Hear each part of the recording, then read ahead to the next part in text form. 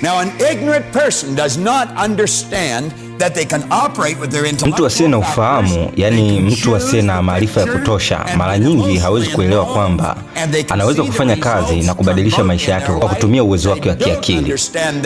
Mtu huyu ana uwezo wa kuchagua picha au taswira ya mawazo yake na kuunganisha taswira hiyo na hisia zake na kuiruhusu ianze kutengeneza matokeo halisi katika maisha yake. Mtu asiye na ufahamu wa kutosha, yani mjinga katika maarifa, mara nyingi hawezi kuelewa kwamba yeye ndiye anayeruhusu maisha yake ya sasa, kama vile ukosefu wa pesa, matatizo au changamoto anazopitia, ziamue namna anavyofikiria kuhusu maisha yake ya sasa na maisha yake ya kesho pia. Kinachotokea wakati huo ni kwamba tunasahau lengo letu na tunaanza kuwa na wasiwasi. Wasiwasi huo ndio hutufanya tuanze kujishuku sisi wenyewe. Na kadiri unavyoendelea kujishuku huku hugeuka na kuwa uzoefu hasi ndani ya akili zetu.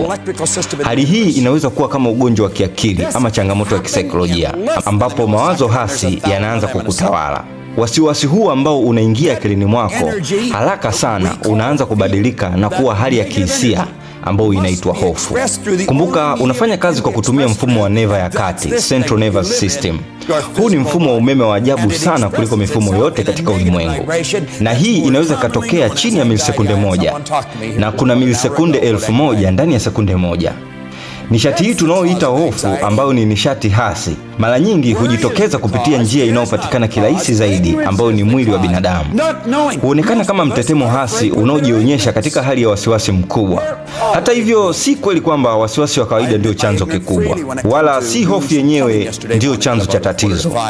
Chanzo kikuu cha tatizo ni kutokujua, yani ni ukosefu wa maarifa au ufahamu.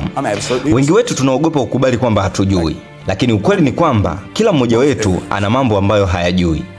Mimi nakubali wazi kabisa kwamba kuna mambo mengi mimi siyajui. Kama vile jana asubuhi nilipokuwa nikijaribu kutengeneza mabomba ya maji, nakubali kwamba sikuwa najua jinsi ya kufanya. Nakubali pia kwamba sijui kurekebisha gari.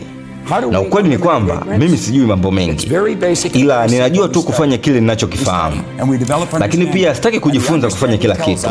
Siku zote kumbuka, ukifanya jambo lako vizuri vya kutosha, unaweza kuajiri watu wengine wafanye mambo mengine. Endeleza nguvu zako na usimamie udhaifu wako. Swali ni je, tunaondokanaje na kutokujua? Kuondokana na kutokujua ni rahisi sana. Ili uondoe hali ya kutokujua, kwanza ni lazima uamue kujifunza. Tunajifunza ili tupate uelewa, na uelewa huo unatufundisha kwamba usiruhusu hali za nje za maisha yako zitawale mawazo yako. Lakini pia usiruhusu matokeo ya zamani au hali unayoipitia sasa hivi iamue jinsi unavyofikiria kuhusu maisha yako. Badala yake, tengeneza picha akilini ya kile unachotaka kufikia, kisha kihisi moyoni kana kwamba tayari umeshakipata au unakaribia kukipata. Na imani hujionyesha ama hujidhihirisha katika maisha halisi, kama vile afya au ustawi wa mwili. Unaweza kubadilisha hali ya afya ya mwili wako. Nimeona watu wengi waliokuwa wamekaribia kufa wakibadilika. Nimeona watu waliokuwa katika hali mbaya sana wakibadilisha maisha yao kabisa. Na bado ninaendelea kuambia watu jinsi nilivyobadilika mimi mwenyewe. Najua baadhi yenu, kama mnasikia kwa mara ya kwanza, mnaweza kusema labda anasema hivyo kwa sababu yeye yuko kwenye semina. Lakini nenda kaongee na mama yangu. Nilifikia tu ambapo yeye ndiye alikuwa mtu pekee aliyobaki na matumaini kwamba siku moja ningebadilika na ningeamka kifikra. Zamani nilikuwa ninajiambia moyoni kwamba mimi ni mtu niliyofeli. Nimeharibu mambo mengi sana maishani mwangu mpaka sasa. Nina miaka 26, sina pesa, sina furaha. Maisha yangu yote yanaonekana kwenda vibaya. Lakini siku moja niliambiwa mambo yote hayo yako nyuma na sasa yamepita. Kwa hiyo matokeo yako ya sasa au ya zamani hayana uhusiano wowote na kile kitakachotokea kuanzia sasa kwenda mbele. Hicho ndicho kitu Ray Stanford alisisitiza sana akilini mwangu. Kila muda ni muda mpya. Haupasi kujihukumu wewe mwenyewe. Akaongezea akasema, ulichokuwa jana tayari ulilipia. Ulipo leo, wewe ndiye unayeamua. What you were yesterday, you paid for it. What you are today, you decide upon.